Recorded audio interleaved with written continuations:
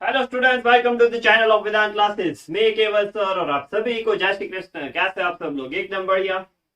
तो थोड़े बहुत फिजिक्स के लेक्चर्स के बाद जो फंडामेंटल्स के लेक्चर्स थे पिछले, तो फिजिक्स के काफी सारे टॉपिक्स हमने देख लिए।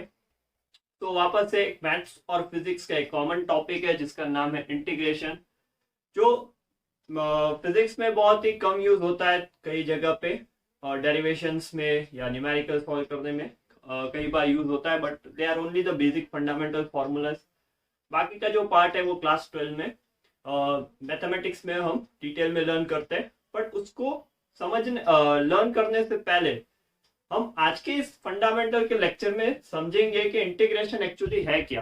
ठीक है, इंटीग्रेशन का यूज क्या है, वो क्यों एग्जिस्ट करता है इंटीग्रेशन। ठीक है, जैसे हमने डिफरेंशिएशन में लर्न किया था कि that was based on the slope actually, so वैसे ही आज मैं आपको बताऊंगा कि इंटीग्रेशन किस तरह से हम यूज करते हैं। ठीक है, so let's start with the topic, that is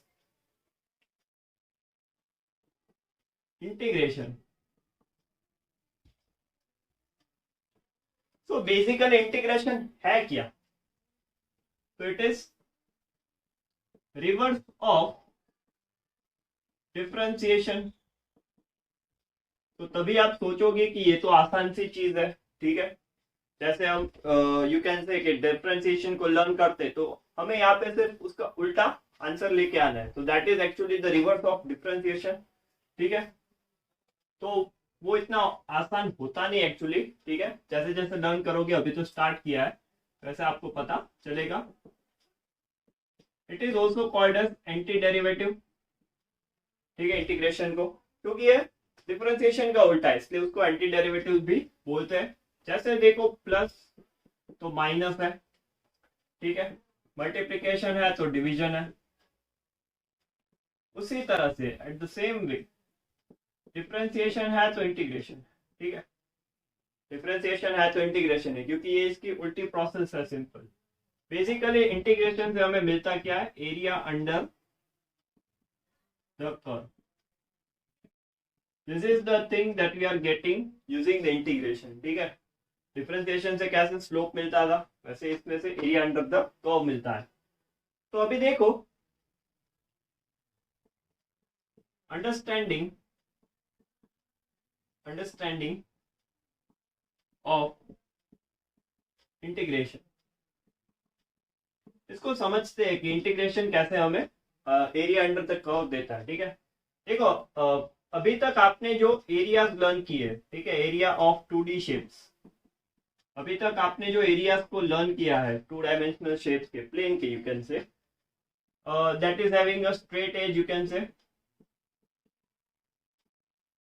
straight edge, close figure, जैसे कि ट्राइंगल हो गया, स्क्वायर हो गया। ठीक है, तो देखो, स्क्वायर का एरिया का फॉर्मूला क्या रहता था? L square. अगर रेक्टेंगल रहता था तो एल इंटू बी लिखते थे। ठीक है, ट्राइंगल रहता था जहाँ पे बेस और हाइट आपके पास हो, तो एरिया क्या लिखते थे? Half base into height. तो इस तरह के आपके पास जो शेप्स है उसके तो एरिया आप आसानी से निकाल सकते हो। ठीक है, इसमें तो कोई प्रॉब्लम नहीं है। बट मान लो अगर मैं आपको ऐसा शेप दे दूं, ठीक है, ये शेप मैंने आपको दे दिया, 2 डायमेंशनली है। अभी आपको इसका एरिया कैलकुलेट करना है, कैसे करोगे? ठीक है, so there is no such formula to calculate the area of this kind of irregular shapes। ठीक है, हमारे पास तो इसका कोई फॉर्मूला ही नहीं है। तो is there any formula? Is there any formula? Yes. ठीक है, एरिया कैलकुलेट करने के लिए, so simple answer will be no. ठीक है, हमारे पास इसके एरिया को कैलकुलेट करने के लिए कोई फॉर्मूला अवेलेबल नहीं है। तो इसीलिए यहाँ पे हमें एरिया कैलकुलेट करने के लिए इंटीग्रेशन की हेल्प चाहिए। तो देखते हैं कि इंटीग्रेशन कैसे हेल्पफुल रहता है। ठीक है, मान लो कि हमारे पास एक कोऑर्डिनेट प्लेन है, यहाँ पे y ले लेता हूँ, यहाँ पे x ले लेता हूँ, और हमारे पास कोई एक फंक्शन है ऐसा, y is equal to F of X. तो हमें x इक्वल टू ए से लेके x इक्वल टू बी, ठीक है, इसका एरिया चाहिए। We need to calculate the area of this region. तो देखो हमारे पास यहाँ पे एक स्ट्रेट एज है, यहाँ पे एक स्ट्रेट एज है, यहाँ पे भी एक स्ट्रेट एज है, बट व्हाट अबाउट दिस? ठीक है, यहाँ पे देखो कर्वेचर आ गया इस तरह से, तो हम इसका एरिया है वो डायरेक्टली नहीं निकाल सकते। ठीक है, तो हम कुछ ऐसा करते हैं कि चलो मान लो कि ये ऐसा शेप है हमारे पास यहाँ पे। ठीक है, इसके इसके ट्राइंगल फॉर्म कर देते हैं। ठीक है, मान लो कि यहाँ पे ट्राइंगल बना दिए।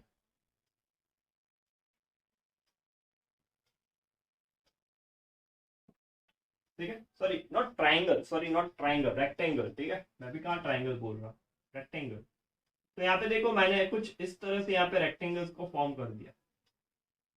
ठीक है, भले इतना पार्ट छूट रहा है यहाँ पे, but I have form the rectangles. ठीक है, सो कंसीडर, या तो फिर divide the area considering rectangles. ठीक है, तो इस तरह से रेक्टेंगल्स में इस एरिया को पूरा कंसीडर कर लो आप। तो यहाँ पे देखो कि हमने 4 रेक्टेंगल को कंसीडर किया है। ठीक है, we have consider the 4 rectangles, 1 2 3 4।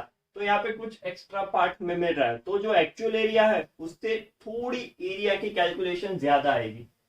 तो एक्चुअली जो कंसेप्ट है, ठीक है, जो कंसेप्ट है वो यहाँ पे क्या है समझना। कंसेप्ट क्या है यहाँ पे कि more the number of rectangles, more precise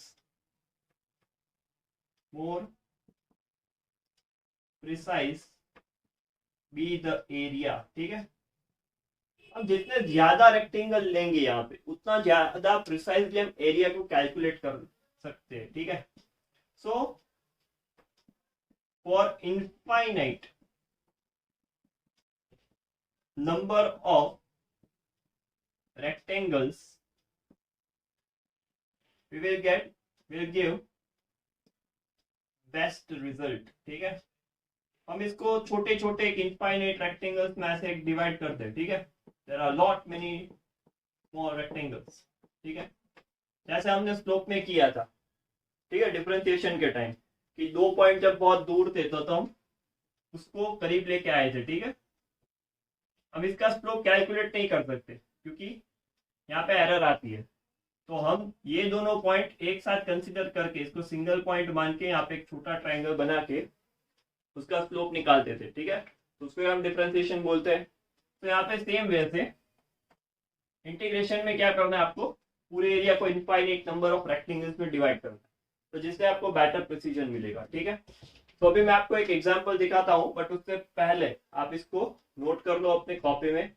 बहुत ही इंपॉर्टेंट चीज है। ठीक है, इतना फंडामेंटल कोई नहीं बताएगा शायद आपको, तो इसलिए बता रहा हूँ कि इसको नोट कर लो अपने कॉपी में, काम आएगा बहुत अंडरस्टैंडिंग के लिए। तो इसका स्क्रीनशॉट ले लो, कॉपी में लिख लो, फिर आगे देखते हैं।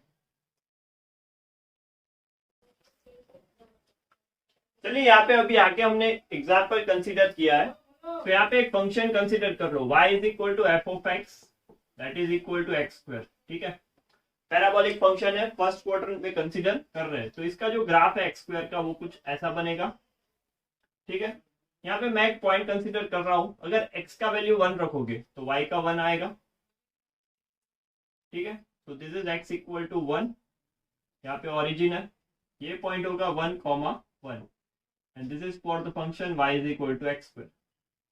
सो अभी हमें एरिया अंडर द कर्व ये कैलकुलेट करना है। यहाँ पे भी देखो कर्वेचर है। ठीक है, कर्व सरफेस है, तो इसका एरिया भी हम डायरेक्टली नहीं निकाल सकते। तो बेसिकली करना क्या है यहाँ पे कि एक ऐसा शेप है जिसको नंबर ऑफ रेक्टेंगल्स में डिवाइड कर दो। तो मान लो कि 4 रेक्टेंगल्स हम कंसीडर करेंगे। ठीक है, एक हो गया ये, 2 3 और 4। तो ऐसे मैंने यहाँ पे पूरे एरिया को 4 रेक्टेंगल्स में डिवाइड कर दिया। 0, ये 1, यहाँ पे भी 1। ठीक है, अभी देखो हम जो एक्स एक्सिस में कंसीडर करते हैं, ठीक है, वो हमारे एक्स के वैल्यूज रहते हैं, और वाई एक्सिस में F of X that is equal to Y. Okay, तो ये जो हाइट ऑफ रेक्टेंगल है ये हमारे पास क्या होगा, that is F of x. और ये जो बेस है वो हमारा x का वैल्यू, बट वो चेंज है, ठीक है। 0 से यहाँ पे 0.25 मान लो, 0.5, 0.75। तो हर एक रेक्टेंगल का जो यहाँ पे बेस है वो डिफरेंस सेम रह रहा है, ठीक है। जो स्प्लिट है वो समझो आप ये, तो इसका 0.25, 0.25, 0.25। तो हर एक रेक्टेंगल का जो बेस है वो सेम है यहाँ पे, तो उसको मैं डेल्टा एक्स बोल देता हूँ, डेल्टा एक्स, ठीक है। तो अभी देखो इसका एरिया, इसको एक स्क्वायर इमेजिन कर दो, स्क्वायर, ठीक है। तो ये हाइट 1 है, ये बेस 1 है, तो पूरे स्क्वायर का एरिया कितना होगा 1। तो यहाँ पे जो एरिया है वो 1 से तो कम ही आएगा, बट ऑब्वियस है क्योंकि ये पूरे स्क्वायर का एरिया 1 है, इसमें से हमें सिर्फ इतना पार्ट चाहिए, ठीक है, आधे से भी कम है। तो area will lie between 0 and 1। 4 rectangle में इसको डिवाइड कर दोगे, ठीक है, 4 रेक्टेंगल में, तो इसका एरिया जो कैलकुलेट करोगे वो जो एरिया चाहिए उससे ज्यादा आएगा, बिकॉज ऑफ दिस, ठीक है। इसकी वजह से जो एरिया हमें चाहिए यहाँ पे व्हाइट सरफेस का, ये एक्स्ट्रा हो रहा है। तो 4 रेक्टेंगल में ये एक्सपेरिमेंटली हमने कैलकुलेशंस निकाले हैं, ठीक है। तो 4 रेक्टेंगल आप लोगे तो आपको एरिया इतना मिलेगा 0.46875। जब आप ऐसे ही सिमिलर वे में 10 रेक्टेंगल्स लोगे, वैल्यू गिर जाएगा 0.385। मीन्स कि ये जो एरर है वो कम हो रही है, ठीक है। 100 रेक्टेंगल्स लोगे तब 0.33835 आएगा। 1000 रेक्टेंगल्स में इसको ऐसे डिवाइड कर दो 1000 पार्ट्स में, ठीक है, तो 0.33383 आएगा। ऐसे इनफाइनिट नंबर 1000 से भी ज्यादा, ठीक है। तो इसका जो प्रिसाइज वैल्यू है वो क्या है 1/3, 1/3 यानी 33.33, यानी 0.33, इसका 0.5 से भी कम आएगा, ठीक है आंसर, ठीक हो, 0.5 से भी आंसर कम आएगा। तो this is the precise answer for this particular function, ठीक है। हमने जो एग्जांपल लिया है इसमें ये आंसर है, इसका एरिया ये होता है, क्लियर है। तो बेसिकली इंटीग्रेशन है क्या, कि आप किसी भी एरिया को छोटे छोटे पार्ट्स में डिवाइड कर दो, रेक्टेंगल्स बना दो, तो वो हमें प्रिसाइज वैल्यू देता है, ठीक है।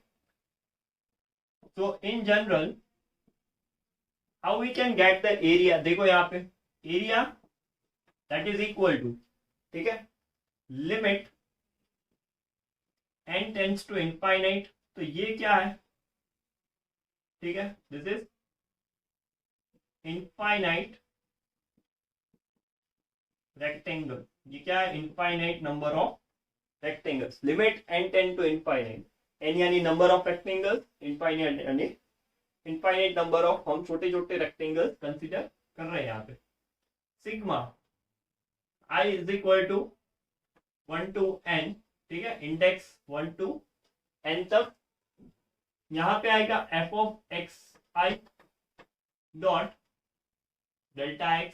तो ये क्या चीज है, दिस इज समेशन, सिग्मा यानी क्या होता है, समेशन f of x क्या है यहाँ पे, that is height of each rectangle, और डेल्टा एक्स क्या है, बेस ऑफ, यहाँ पे सिर्फ रेक्टेंगल लिख दो क्योंकि हाइट डिफर करती है, यहाँ पे बेस ऑफ ईच, क्योंकि बेस हम कांस्टेंट रखते हैं, हमने जो एग्जांपल लिया था 4 में वो 0.25, 0.25, 0.25 ऐसा। तो base of each rectangle, okay. तो this is the general form that we have written, ठीक है। हम मान लो कि हमारे पास एक एरिया है, ठीक है, तो इसको हम फाइंड आउट करना चाहते हैं, तो हम क्या करेंगे, यहाँ पे मान लो L1 B1 है, ये L2 B2 है, ये L3 B3 है। तो हम क्या करेंगे, L1 B1 plus L2 B2 plus L3 B3, तो हम तीनों का एरिया जोड़ देंगे तो फाइनल आंसर आता है। तो better to write sigma is equal to 1 2 3, क्योंकि यहाँ पे 3 है, LI BI इन शॉर्ट। तो इस तरह से मैंने ये फॉर्म लिखा है फॉर दिस, ओके। बट हम इस फॉर्म को यूज नहीं करते, this is just for your understanding purpose, ठीक है। Limit n tends to infinite, जो यहाँ पे इनफाइनाइट रेक्टेंगल शो करता है, ये summation of all the tiny rectangles that you are taking, ठीक है। देखो एक और बार बता देता हूँ, यहाँ पे मान लो कि मैंने एक रेक्टेंगल कंसीडर किया है लाइक दिस, तो इसका जो बेस है वो dx है, ठीक है। इसकी जो हाइट है रेक्टेंगल की ये f ऑफ x है,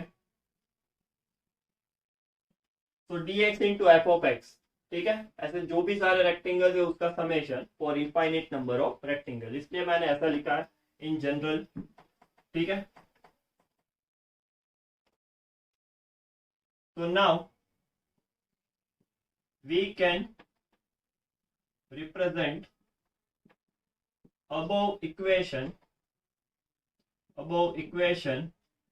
as, तो ये जो इक्वेशन है उसको कैसे लिख सकते हैं, एरिया के बदले हम लिखेंगे इंटीग्रेशन लिमिट, ठीक है। इतना जो पार्ट है इनफाइनाइट रेक्टेंगल से समेशन का, उसको हम integration, this is the symbol of integration, this is symbol of integration. F of x है वो फंक्शन है, एफ ऑफ एक्स जो हमारा फंक्शन है, ठीक है, F of X dot dx, dx क्यों, dx हमने डिफरेंशिएशन में भी यूज किया था फॉर इनफाइनेटिसिमल वेरी स्मॉल चेंज, ठीक है। इनफाइनेटिसिमल यानी कि बहुत ही छोटा सा डिफरेंस, बहुत ही छोटा सा। तो हम जब infinite number of rectangles consider करेंगे तो जो डिफरेंस होगा बेस का dx बहुत ही छोटा होगा, इसलिए dx डेल्टा x के बदले हम dx लिखते हैं, ठीक है। तो यहाँ पे हम मान लो कि अगर हमने जो पिछला ग्राफ लिया था y is equal to F of X का, जो कहां से कहां तक का था, x इक्वल टू ए से x इक्वल टू बी तक, ठीक है। हमें इतना एरिया चाहिए a से b तक, तो यहाँ पे a आएगा, यहाँ पे b आएगा, ओके। जहां से जहां जाए, यहाँ अगर चाहिए आपको एरिया तो 0 से 1 तक जाना पड़ेगा, ठीक है। तो ये 0 है, ये 1 है, तो यहाँ 0 से 1, तो this is how we can write the integration, ठीक है। तो देखो ये लिखने में दिक्कत होती है, तो इसलिए इसको इंटीग्रेशन के फॉर्म में कन्वर्ट कर दिया, ठीक है। यहाँ पे देखो सिग्मा है वो ऐसा साइन बन गया, and this is called the symbol of integration. ये क्या है, सिंबल ऑफ इंटीग्रेशन। यहाँ पे एफ ऑफ एक्स है वो आपका फंक्शन हो जाएगा, और डी ऑफ एक्स है वो इनफाइनाइटिसिमल डिफरेंस, यानी it is very small change, ठीक है। जो बेस एरिया है वो बहुत ही छोटा है।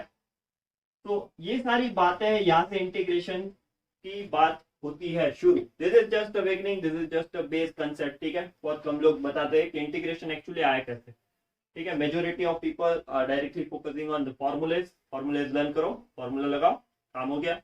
बट एक्चुअली इसका कंसेप्ट है ये है कि जहाँ पे कर्वेचर आता है उसका एरिया हम इंटीग्रेशन की मदद से निकाल सकते हैं। There is no particular formula to calculate the area of curved surface, तो उसके लिए इंटीग्रेशन बना है, ठीक है, उसके लिए इंटीग्रेशन बना है। तो आई होप कि इतनी चीजें आपको क्लियर है। यहाँ पे एक और बात बता देता हूं, टाइप्स ऑफ इंटीग्रेशंस, इसके भी दो टाइप रहते हैं, ठीक है। पहला जो टाइप है वो है इनडिफाइनाइट इंटीग्रेशन। तो इनडिफाइनाइट इंटीग्रेशन जो रहता है उसमें लिमिट नहीं दी रहती, ठीक है। Limit of integration is not given. तो अरे भाई ये लिमिट क्या है, लिमिट ऑफ इंटीग्रेशन, तो यहाँ पे जो a और b है, ठीक है, यहाँ पे जो देखो a और b है, they are called as limits of integration, ठीक है। उसको लिमिट ऑफ इंटीग्रेशन बोलते हैं, जहां से जहां आपको इंटीग्रेट करना हो, ठीक है। दूसरा आता है डिफाइनाइट इंटीग्रेशन, डिफाइनाइट इंटीग्रेशन। तो इसमें क्या होगा, देखो लिमिट ऑफ इंटीग्रेशन इसमें नहीं दिया, डिफाइनाइट में क्या रहता है। तो limit of integration is given. ठीक है, so these are two basic types. दोनों टाइप मैं आपको सिखाऊंगा, ठीक है, कैसे सॉल्व करते हैं, दोनों टाइप पढ़ेंगे, डोंट वरी अबाउट इट। ठीक है, दोनों के लेक्चर्स होंगे, दोनों के प्रैक्टिस क्वेश्चंस होंगे, सब होगा। ठीक है, तो पहले इतनी चीजें अगर आपको क्लियर है इंटीग्रेशन के बारे में कि ये कहाँ से आया, ठीक है, यही तो पढ़ना था, ये कहाँ से आया, तो ये अगर क्लियर हो गया है कि ऐसे हमने क्यों लिखा है, ठीक है, क्यों हम ये सिंबल यूज करते हैं, that is just a conversion of sigma. ठीक है, सिग्मा हम ऐसे कैलकुलेट कर सकते हैं, but for the curve surface integration जरूरी है। तो जल्दी से इसका स्क्रीनशॉट ले लो, फिर कुछ और कंक्लूजन्स, बेसिक कंक्लूजन आगे देखते हैं। तो अभी तक हमने जो पढ़ा उसके कंक्लूजन्स लिख लेते हैं और फॉर्मूलाज देखते हैं। तो कंक्लूजन क्या होगा कि हमारे पास एक फंक्शन एफ ऑफ एक्स था, ठीक है, उसको हमने इंटीग्रेट किया। तो अगर हम इंटीग्रेट करेंगे, ठीक है, तो हमारे पास एक नया फंक्शन आएगा जो होगा, मान लेते हैं कैपिटल एफ ऑफ एक्स। इसका अगर हम डेरिवेटिव निकालेंगे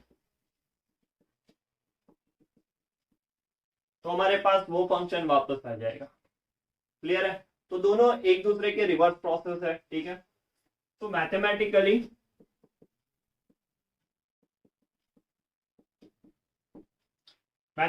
हम इसको कैसे लिख सकते हैं, integration of F of X dot D x. ठीक है, अगर ये निकालेंगे तो कैपिटल एफ ऑफ एक्स आएगा, derivative D by D x of F of x, ये करेंगे तो ये आएगा। ठीक है, सो बेसिकली कंसेप्ट क्या है यहाँ पे, आइडिया क्या है कि जो एफ ऑफ एक्स है is an anti derivative of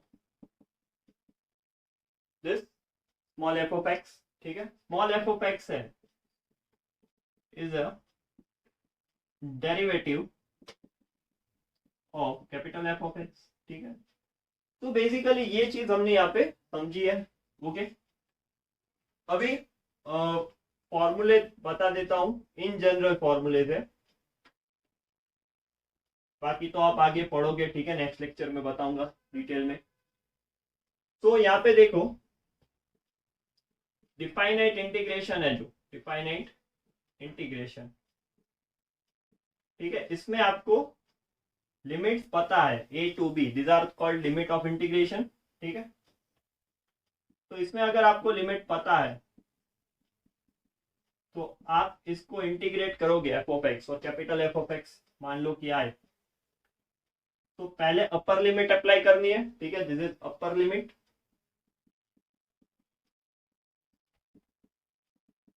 and this is lower limit. तो you need to apply upper limit minus lower limit, तो ये कुछ ऐसे हो जाएगा, f of b minus f of a, x के बदले पहले बी रखो, फिर एक्स के बदले ए रखो। ठीक है, upper limit minus lower limit. Okay, so this is called as fundamental theorem of calculus. ठीक है, इसको फंडामेंटल थियरम ऑफ कैलकुलस भी बोलते हैं, बहुत इंपॉर्टेंट है। ठीक है, अभी देखो, अगर इनडिफाइनाइट इंटीग्रेशन रहा, इनडिफाइनाइट इंटीग्रेशन, ठीक है, इनडिफाइनाइट इंटीग्रेशन यानी कि आपके पास लिमिट नहीं है F of X dot D X, तो आपको क्या करना है, कैपिटल एफ ऑफ एक्स, उसका आंसर आएगा plus C, C is called as constant of integration. अब ये कहां से आया, ये सरप्राइजिंग एलिमेंट है। ठीक है, तो इनडिफाइनाइट इंटीग्रेशन, जब भी आप इनडिफाइनाइट सॉल्व करो, आंसर के बाद सी लगाना बहुत ही जरूरी है, that is called as constant of integration. अब इसके बारे में क्या कहानी है, ठीक है, वो मैं आपको ये पहले इतना नोट कर लो, फिर बाद में बता देता हूँ कि कांस्टेंट ऑफ इंटीग्रेशन है क्या। बहुत छोटी सी बात है, बट उसके पहले ये सारी इंपॉर्टेंट चीजें लिख लो। तो चलिए अभी एक बात देख लेते हैं कि कांस्टेंट ऑफ इंटीग्रेशन हम क्यों ऐड करते हैं इनडिफाइनाइट इंटीग्रेशन के लास्ट में। ठीक है, सो ये कोई ऐसी चीज नहीं है कि जो आपको एग्जाम में पूछी जाएगी और 2 मार्क्स का क्वेश्चन होगा, ठीक है, ऐसा कुछ नहीं है। कंसेप्ट क्लैरिटी के लिए बता रहा हूं यहाँ पे। तो let's see it with example, ठीक है। चलिए एक एग्जाम्पल के साथ समझ लेते हैं आसानी से। मान लो कि आपके पास एक फंक्शन है, ठीक है, capital F of x 2x³ + 7, ठीक है। एक फंक्शन है 2x³ + 9, ओके। तो अभी इसका डेरिवेटिव निकाल दो। तो देखो x³ यानी उसका डेरिवेटिव आपको पता है d/dx of x power n क्या होता है, nx⁻n−1। अप्लाई कर दो यहाँ पे x³ पे, तो दिस विल बी 3x²। और कांस्टेंट का डेरिवेटिव 0 होता है, तो इसका जो आंसर आएगा वो आएगा 6x², जो होगा स्मॉल एफ ऑफ एक्स मान लो, ठीक है। अभी हमने देखा था ना, इसका इंटीग्रेशन निकालो तो कैपिटल एफ ऑफ एक्स आता है, इसका डेरिवेटिव निकालो तो स्मॉल एफ ऑफ एक्स आता है। तो इसका डेरिवेटिव निकाला, स्मॉल एफ ऑफ एक्स आ गया, ठीक है। इसको लिख दिया 6x²। इसका निकालो डेरिवेटिव 2 यानी x³ का क्या होगा 3x²। देखो यहाँ पे 9 कांस्टेंट है, उसका डेरिवेटिव होगा 0। देखो इसका भी आंसर आया 6x²। अभी देखो मैं इंटीग्रेशन कर रहा 6x² dx का। तो देखो अभी एफ ऑफ एक्स का इंटीग्रेशन करूंगा तो कैपिटल एफ ऑफ एक्स आएगा, जो होगा 2x³, ठीक है। तो देखो 6x² यानी कि ये दैट इज एक्चुअली 2x³, ठीक है। 6x² का ये, तो ये जो कांस्टेंट है वो 7 है या 9 है वो हमें नहीं पता, ठीक है। यहाँ पे देखो इंटीग्रेशन करने के बाद हमें नहीं पता चल रहा कि एक्चुअली जो फंक्शन में, ओरिजिनल फंक्शन में कांस्टेंट था वो कौन सा है, ठीक है। क्योंकि इंटीग्रेशन इसका फॉर्मूला भी आता है, इंटीग्रेशन करके हमें सिर्फ ये वैल्यू मिलेगी, कांस्टेंट वैल्यूज नहीं मिलती, ठीक है। तो इसके लिए यहाँ पे हम सी लिख देते हैं। तो that C actually represent either 7 और आइदर 9, ठीक है। कुछ भी हो सकता है, वो हमें नहीं पता। अगर हमें इवेल्युएट करना है ये सी की value, to get the value of C, we need initial conditions और बाउंड्री कंडीशंस। ये कुछ ज्यादा बता रहा हूं यहाँ पे, ठीक है। अभी इन चीजों को आपको ध्यान नहीं देना इतना।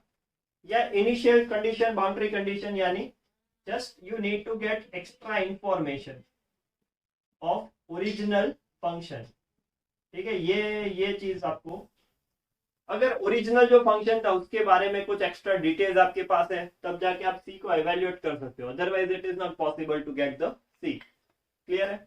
तो इसलिए इनिशियल कंडीशन, बाउंड्री कंडीशन जो आप क्लास 12 में पढ़ोगे, ठीक है, तो उसकी मदद से हम इसको एक्स्ट्रा इंफॉर्मेशन की मदद से, अगर ओरिजिनल फंक्शन की एक्स्ट्रा इंफॉर्मेशन है तभी जाके सी इवेल्युएट होता है, अदरवाइज नहीं होता। तो बेसिकली सी कहाँ से आया, ठीक है, ये जज करना मुश्किल है आफ्टर इंटीग्रेटिंग, तो इसलिए हम कांस्टेंट सी ऐड करते हैं, ठीक है। तो आई होप ये सारी चीजें आपको क्लियर है। अगर ये एग्जाम्पल लिखना है तो लिख सकते हो, ठीक है, कंसेप्ट क्लैरिटी के लिए। तो इस लेक्चर में मैंने आपको इंटीग्रेशन के बारे में कोर कंसेप्ट बताया, ठीक है, कोर कंसेप्ट। आगे के लेक्चर में हम फॉर्मूलास देखेंगे और उसके कुछ क्वेश्चन सॉल्व करेंगे, ठीक है। तो तब तक ये सारी चीजें जो लिखी है आज के लेक्चर में वो नोट कर लो, अच्छे से याद कर लो, समझ लो, फिर आगे के लेक्चर में फॉर्मूलेस तैयार करने हैं, क्वेश्चन सॉल्व करने हैं। तो तब तक पढ़ाई करते रहो, आगे बढ़ते रहो। All the best.